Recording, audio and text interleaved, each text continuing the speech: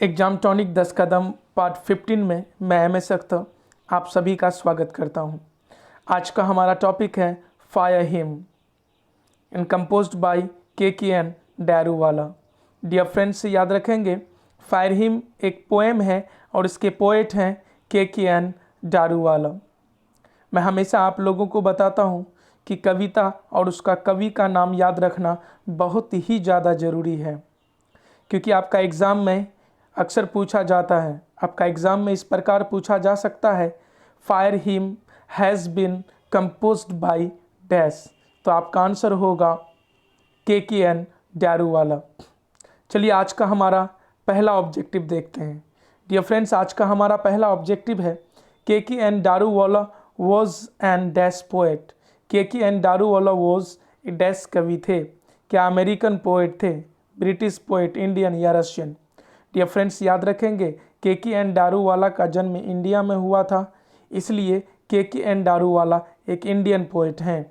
तो आप सेंटेंस इस प्रकार याद रखेंगे, K N. Daruwalla was an Indian poet. चलिए चलते हैं नेक्स्ट क्वेश्चन में।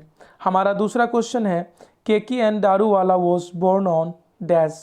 के.एन. डारूवाला का जन्म डैश में हुआ। तो के.एन. डारूवाला का जन्म कब हुआ? याद रखेंगे 1937 1937 में। सेंटेंस आप इस प्रकार याद रखेंगे, K N. Daruwalla was born on 1937। K N. Daruwalla का जन्म 1937 ईस्वी में हुआ। चलिए चलते हैं हम लोग नेक्स्ट क्वेश्चन की ओर। हमारा अगला क्वेश्चन है K N. Daruwalla was dash. K N. Daruwalla was dash मतलब के.एन. डारूवाला डैश थे। शॉर्ट स्टोरी राइटर थे, पोएट थे, बोथ दोनों थे। तो याद रखेंगे K N. Daruwalla short story writer भी थे, लघु कथाकार, साथ ही साथ पोएट थे अर्थात कवि थे। तो K N. Daruwalla short story writer भी थे और कवि भी थे, इसलिए हमारा आंसर होगा बोथ। चलिए फोर्थ नंबर में चलते हैं। चौथा नंबर हमारा क्वेश्चन है under Orion, apparition in April and crossing of rivers are the works of. तो याद रखेंगे under Orion, apparition in April, crossing of rivers, याद रखेंगे ये सभी बुक्स का नाम है, ये सभी पुस्तक का नाम है। और इन सभी पुस्तक का रचयिता लेखक कौन है? तो याद रखेंगे के.एन. डारूवाला। कंप्लीट सेंटेंस आप इस प्रकार याद रखेंगे, under Orion, apparition in April and crossing of rivers are the works of K N. Daruwalla. चलिए आगे बढ़ते हैं हम लोग। हमारा पांचवा क्वेश्चन है K N. Daruwalla was awarded with dash award. तो के.एन. Daruwalla was awarded, K N. डारूवाला को सम्मानित किया गया विथ डैश अवार्ड से।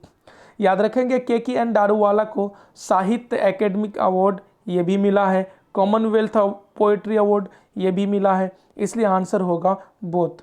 तो आप सेंटेंस इस प्रकार याद रखेंगे, K N. Daruwalla was awarded with Sahitya Akademi award and Commonwealth poetry award.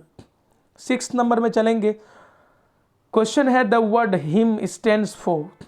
ये जो हिम वर्ड है ये किसके लिए स्टैंड हुआ है, किसके लिए प्रयोग हुआ है?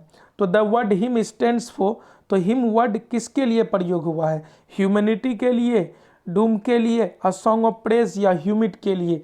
तो डियर फ्रेंड याद रखेंगे हमारा आंसर होगा सी, अ सॉन्ग ऑफ प्रेज।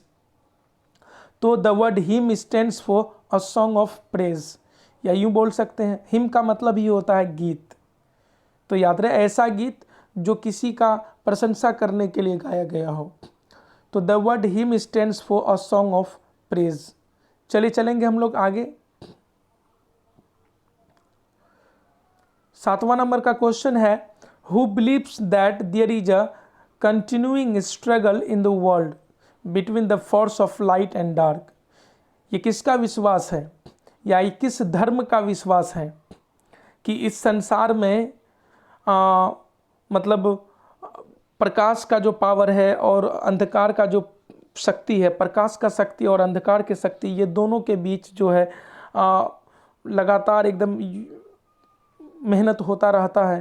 तो ये किस धर्म का विश्वास है? तो याद रखेंगे ये ज़ोरोस्ट्रियन धर्म का विश्वास है। तो आप सेंटेंस इस प्रकार याद रखेंगे, Zoroastrian believes that there is a continuing struggle in the world between the force of light and the dark. तो चलिए यहाँ याद रखेंगे, जोरोस्ट्रियन एक धर्म का नाम है और ये धर्म का विश्वास है कि इस संसार में अंधकार और प्रकाश ये दोनों संघर्ष करते रहते हैं। चलिए 18th नंबर में चलते हैं। Daruwalla belongs to dash religion. K N Daruwalla जो है वो डैश धर्म से बिलोंग करते हैं। याद रखेंगे, जोरोस्ट्रियन धर्म से बिलोंग करते हैं। Daruwalla belongs to Zoroastrian religion. चलिए हम लोग आगे बढ़ेंगे।